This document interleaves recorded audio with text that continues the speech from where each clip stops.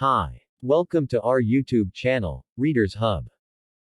Today we are coming to listen to the incomparable book, Rich Dad Poor Dad, by Robert Kiyosaki. In this rundown, we'll investigate key illustrations from this individual budget exemplary that challenges the tried and true way of thinking about cash.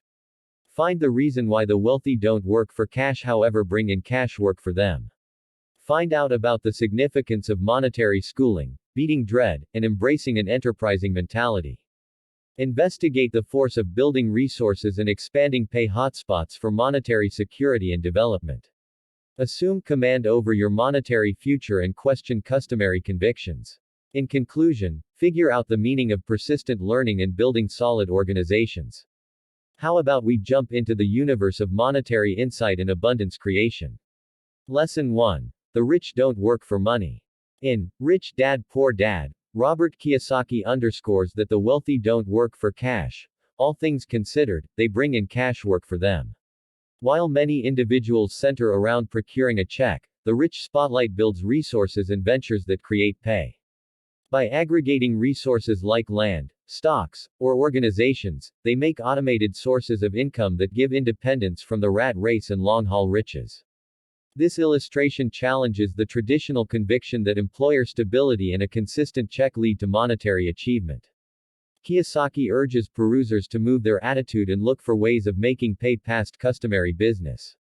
Lesson 2. Financial education. Kiyosaki scrutinizes the schooling system for its absence of accentuation on monetary training. He accepts that people should effectively look for monetary information to accomplish monetary freedom. Understanding key ideas, for example, resources, liabilities, income, and contributing is fundamental. By creating monetary knowledge, people can settle on informed venture choices, recognize open doors, and create financial momentum.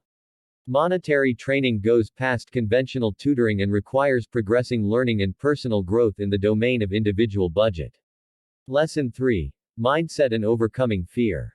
Rich Dad Poor Dad underscores the significance of outlook and beating dread. Kiyosaki's rich father energizes proceeding with reasonable courses of action and gaining from disappointments. He accepts that apprehension and self-uncertainty can keep people away from seeking after potential open doors. By taking on an innovative attitude, one becomes open to additional opportunities and embraces difficulties as growth opportunities. This illustration urges perusers to foster versatility, confront their feelings of trepidation, and consider new ideas with regards to making riches. Lesson 4. Building assets and passive income. Kiyosaki stresses the contrast among resources and liabilities.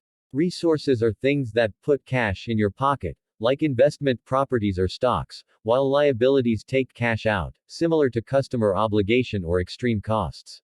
The book features the significance of procuring pay-producing resources for making recurring, automated revenue.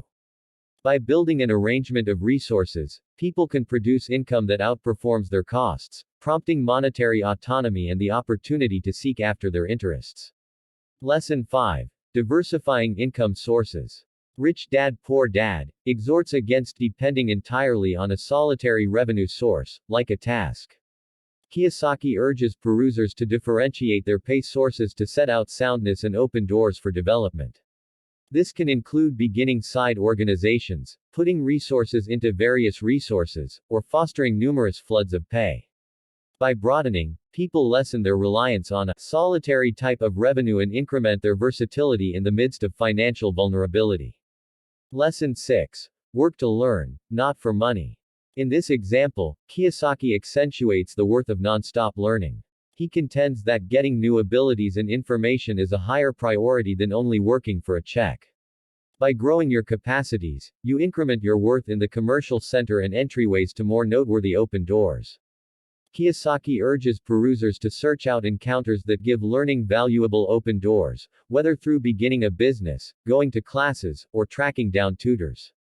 The example features the significance of self-awareness and the long-lasting quest for information. Lesson 7. Taking control of your financial future. Rich Dad Poor Dad engages perusers to assume command over their monetary future. It focuses on the should be proactive and make cognizant choices about cash. Instead of depending on karma or conditions, people ought to get a sense of ownership with their monetary prosperity.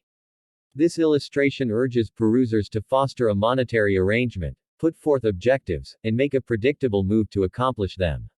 By being proactive and deliberate, people can shape their monetary fate. Lesson 8. Questioning traditional beliefs about money. Kiyosaki challenges customary convictions about cash all through the book. He urges perusers to address cultural standards and conventional monetary guidance. This illustration underlines the significance of decisive reasoning and free decision production with regards to individual budgets. By addressing familiar ways of thinking, people can acquire new viewpoints and reveal elective ways to monetary achievement.